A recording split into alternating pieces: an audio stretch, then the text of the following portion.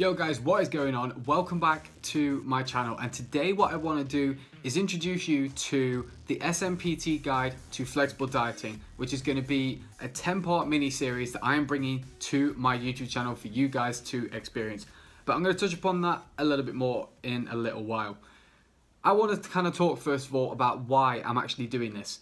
So many of you will know about my backstory. You will know the struggles that I went through as a teenager trying to achieve my goals in the gym and at the same time still have a very active and balanced social life and not missing out on the stuff that I wanted to do as a teenager. You'll know all about my struggles trying to balance those two things. And you'll also hopefully know about how flexible dieting managed to basically change my life, how learning about flexible dieting and how implementing it into my life helped change my results massively.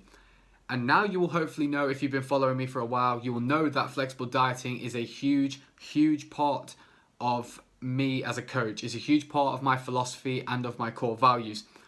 I want to be able to teach people about flexible dieting to help them get out of the situation that I was in a few years back.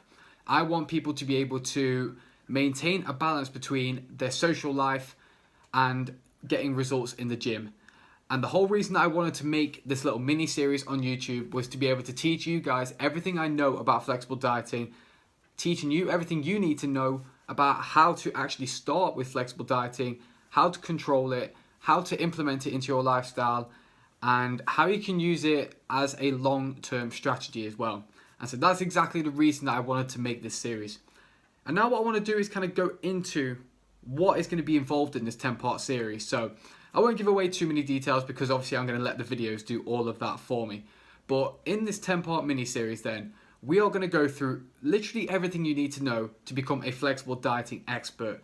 I'm going to teach you everything you need to know about what macronutrients are, about why you need to eat a certain amount of calories per day. I'm going to help you figure out your calorie requirements for your goal. I'm going to be teaching you how to structure your diet plan based on your eating preferences and your lifestyle.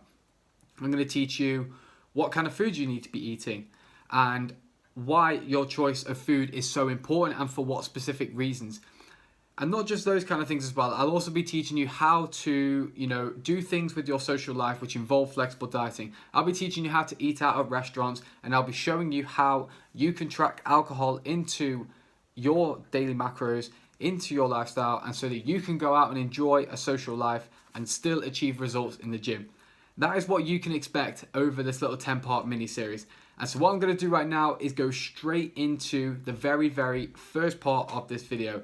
And in this first part, I'm going to be teaching you everything you need to know about macronutrients, what they are, how they work, what they're responsible for, and I'm going to be showing you how to calculate your calorie requirements for your goal. So sit back, enjoy the video, and I'll catch you guys in the next clip. Yo, what's going on then guys? So we are going to kick off this 10-part mini-series then by going through the basic foundational stuff that you need to know to be able to grasp the concept of flexible dieting as a whole. So I'm going to basically answer straight away, what are macronutrients? And this is a question I get quite a lot.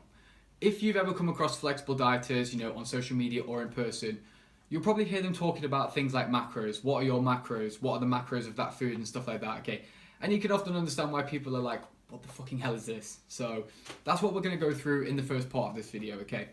Now, basically to understand this, what you need to know is that all foods on this planet pretty much have the same type of DNA, just all in different strands. If you think of the DNA of the human body, like we all have DNA, but it's all in different makeup to every single person. And you can kind of explain that concept when it comes to food.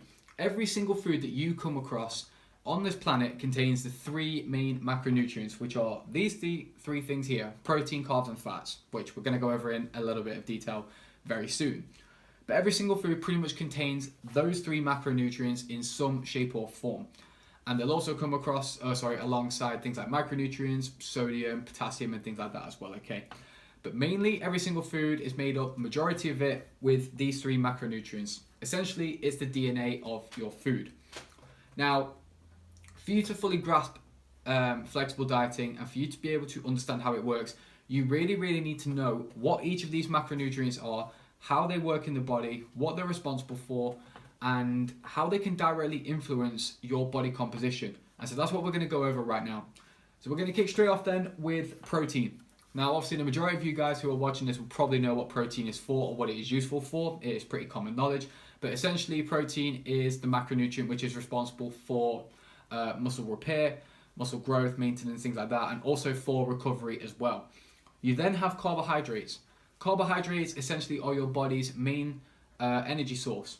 So for things like obviously your workouts and for daily activity like walking, sleeping, eating, breathing, even thinking and things like that, all of that is primarily powered by carbohydrates. That's naturally how your body is accustomed to.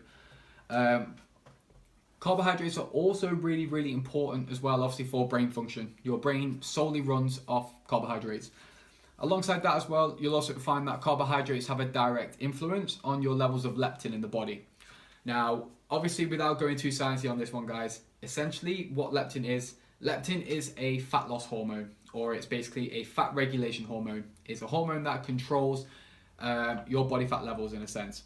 Now, usually what you'll find is the higher levels of carbohydrates present in the body, the higher the levels of leptin. So carbohydrates do have a direct influence on that, but I'm not going to go into too much detail on that. And then guys, what you'll also find as well is fats.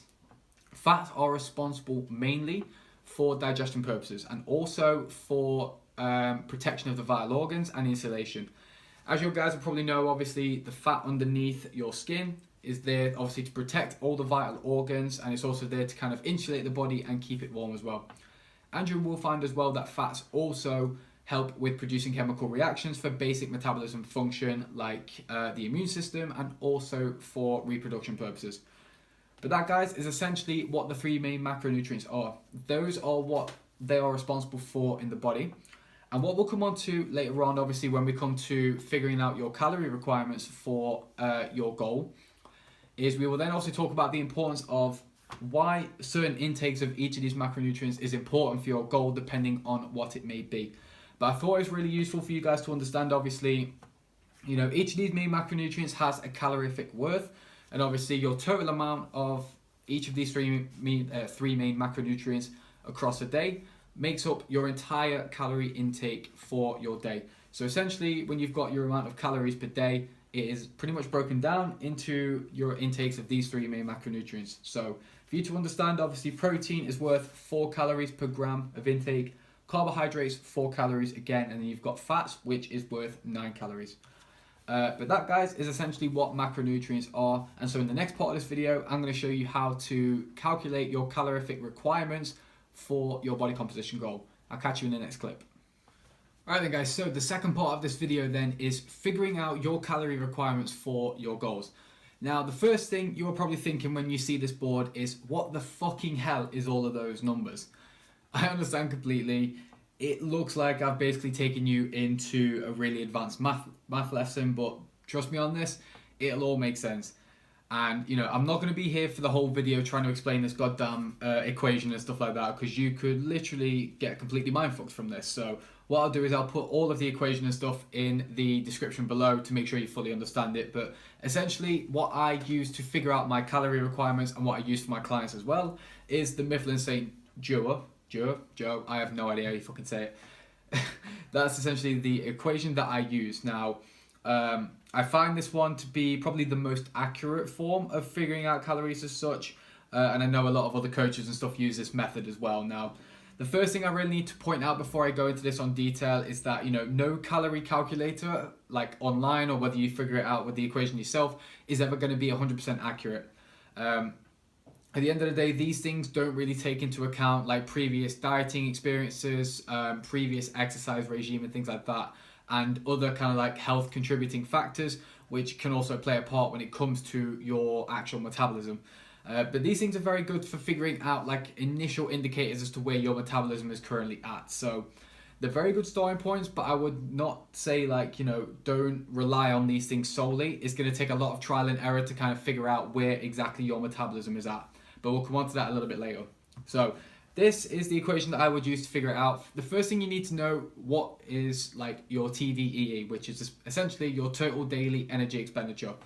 In other words, that's how many calories a day you burn. You need to figure that out first before anything. And so that's what the first part of this equation is. There's obviously one separately for male and female. Again, I'm going to put it all in the description so you can do it yourself. But essentially, they're both pretty much the same equation, only slightly different, obviously, because males typically have a higher metabolism than females. That's the only difference. Essentially what it is, there's a basic equation to figure out your BMR, which is your basal metabolic rate. Then you have activity factors, which basically multiply that number depending on like how active you are and things like that. And then what I've done and what I'll do in the description as well is actually I will put the equation for myself in there so you guys can see how it currently works. But essentially what you need to know, you need to figure out your current calorie burn per day, your TDEE. Once you have that, then you can figure out the next part of the step. And obviously that depends on whether your goal is fat loss or whether it is to gain muscle. Now, again, you can do kind of separate videos on this one and stuff as well, but essentially, when it comes to fat loss, you probably want to drop into a deficit of about 300 calories, I would say, to start off with. So what you do then is you take your TDEE number, subtract 300 calories, and that will be your starting macros, or your starting figures for a fat loss phase. If you're in a gaining phase, I would suggest probably a 200 or 300 calorie increase on top of your TDEE. So TDEE plus 200 or 300 calories, and that's going to be your calorie target number for your goal.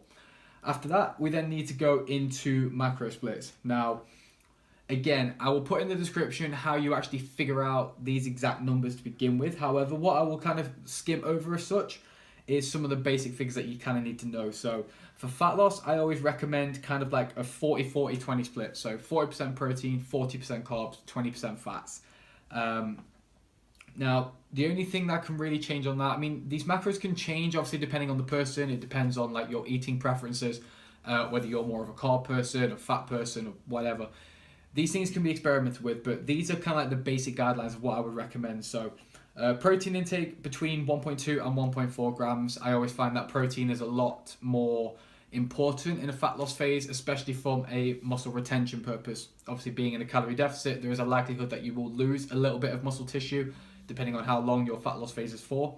So protein intake is a big priority here, and that's why I'll always recommend 1.2 to 1.4 grams or even potentially higher depending on the person.